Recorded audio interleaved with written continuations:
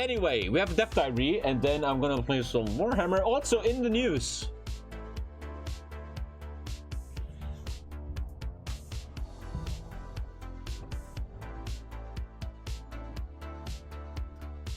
Okay. Anyway, we have a little. Okay. Rip to my brother, man. The Turks shot him down? Well, he's protecting Kurds. Rip to my brother, man. The Turks got him. HOI4 Death Diary, supply and Mulberry Harbors. What the fuck is Mulberry Harbor? Okay. Oh, what the fuck? That looks like a synthwave. What the fuck? Supply flow. Oh. And Mulberry Harbor is a floating harbor.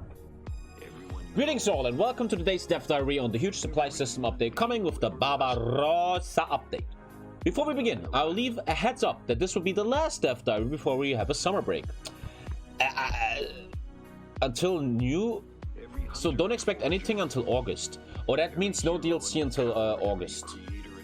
That means no DLC. So if I come back from vacation, there's no HOI4 Death Diary. But I have a big plan when Tommy returns on the 20th of July after his big vacation. I have a big first stream planned. You're gonna love it. It's the best thing I can come up with. I think it's gonna be sick. I have some epic content planned when I come back as a return stream. I think you guys are gonna like it, man. I think so. Since we last talked about supply, a few things have changed. We found that the way truck need could take off and spike was hard to deal with, and watching out so you didn't overload individual supply hubs was a bit too intensive. We also felt that the way the map mode worked made it very difficult to project how well supply was flowing. How did you guys find out that my big return stream is going to be magic? How did you know that? The iteration we have now aims at addressing these shortcomings. It's now possible for divisions to supply from multiple hubs.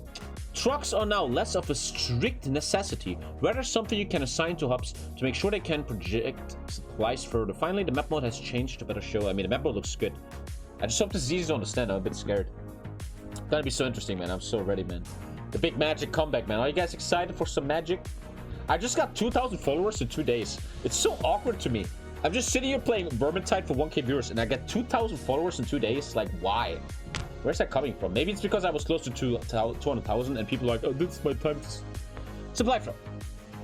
From each hub connected back to the capital, potential supply is projected outwards, adding up when overlapping.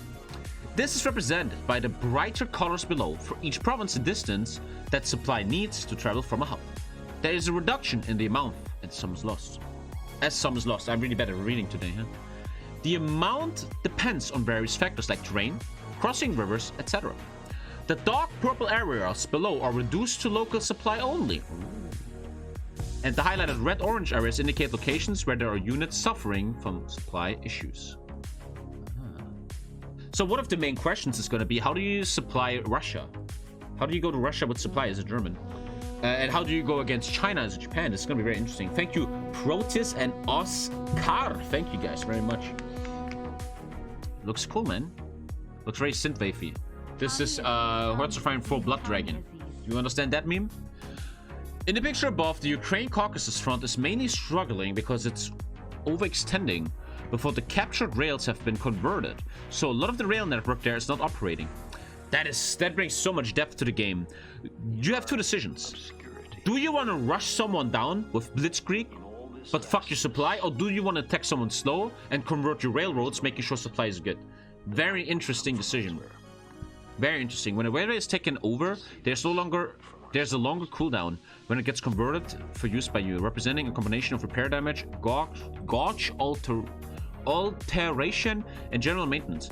And without connected hubs, supply won't flow. How much you can output from each hub depends on the level of railways leading back to the supply capital, and the total max there depends on your industrial base. Luxembourg cannot feed as many as Soviet Union, for example. What is, man? No problem, man. Looks to me this might even more of a waiting game for offensive. It sounds a bit like if you want to blitzkrieg something, if you want to be a rush guy, like German tanks rushing Russia, you have to prepare that well with good railways and shit. You can still snake, you just have to really plan it well. Motorization. To increase the range of a hub, perhaps to help supply in to the front, you can choose to improve the motorization level. Look at the 5-6 buttons, chat. What is that? The horse icon on the right indicates no motorized supply from the node, but you can opt to toggle it to a higher state. Motorization, be careful, this will cost you trucks. So, let's be honest, what's gonna be the meta? You have to build a shit ton of supply trucks so you supply the whole world easily. So people will put a lot of builds on supply trucks, let's be real. There are also, what's wrong with me today? Jesus. There are also some other options on a hub. The star icon lets you move supply capital to a new location, provided that you have sufficient surrender progress. Ah, you always go deeper.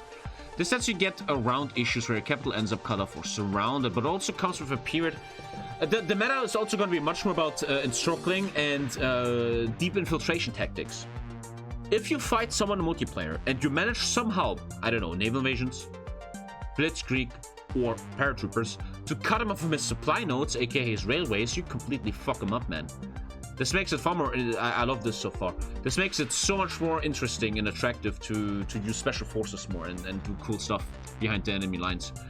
There are also other options, blah, blah, blah. The blue flag next to it lets you control allied access to the node. This can be a great way to flag to an AI that you do not want them on your front. Oh, nice. The rail icon lets you quickly switch to construction mode and extends rails from there, while the green plus will automatically queue up construction for rails, blah, blah, blah, blah, blah. Floating harbors. You should have garrisons on railroads. That makes sense. And I like that. It's realistic. I love that. I love when it gets more realistic. You need to keep some 20 whiffs behind so nobody fucks you up, man, with that shit, right? As part of No Step Back, we're introducing a new dimension to naval invasions. Floating or mulberry harbors can now be constructed once the appropriate research has been completed. These weighty and expensive pieces of infrastructure. Holy crap, that's so cool. Wait, no! You can now naval weight everything and not have attrition? Oh no!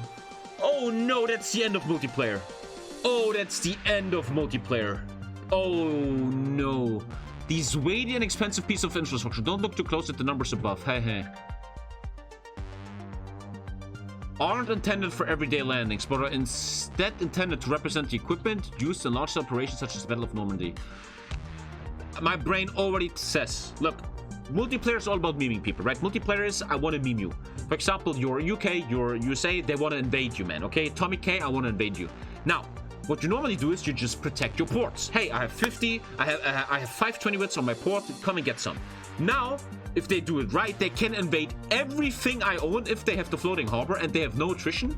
Ooh. On the other side, though, this helps the meta. As I always say, I think the meta is broken about D-Day.